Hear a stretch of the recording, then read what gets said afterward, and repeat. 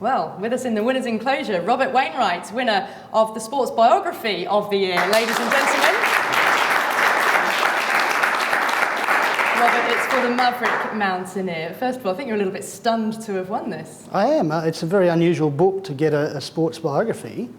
And the reference is very clear. I mean, he was awarded a gold medal in 1924 by Baron de Couperon. And in fact, I've seen the medal, and it's the only Olympic summer medal that has winter sports in the design. It was a very unusual thing that was presented for members of the 1922 expedition, which was the first to attempt to climb Everest. And George was the man who climbed higher than anybody else. So when was it that you first became interested in George Finch's life? It is quite a remarkable life too.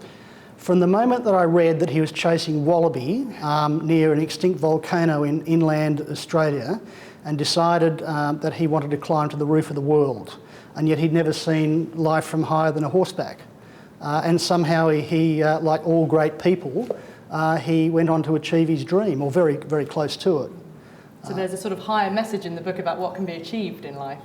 Well, I think that the people who achieve greatness think differently than most of us. I mean, they don't stop to question if something can be done. It's more a case of how you do it, or pursuing it until you achieve as best you can.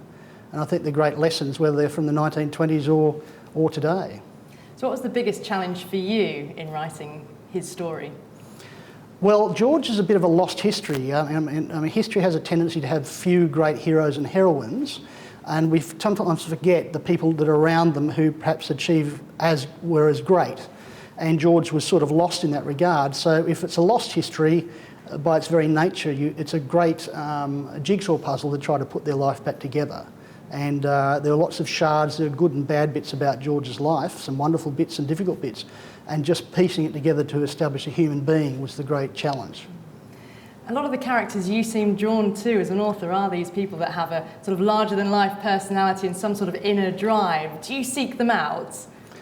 Yeah, very much so. I mean, they're inspiring. I mean, I think human beings are by nature good, bad, and sometimes indifferent. And I think to capture that, you have to see the whole person, because we all have great things in us and we all have mistakes in our life. And I think that that's an important thing to try to go and chase. I have a journalistic background, and I have to admit that I look for a great yarn, and in the end, that's what they are. Yeah. Great Aussie always needs a great yarn. Exactly. Yeah. Robert Wainwright, everyone. Congratulations, Robert. Very well done.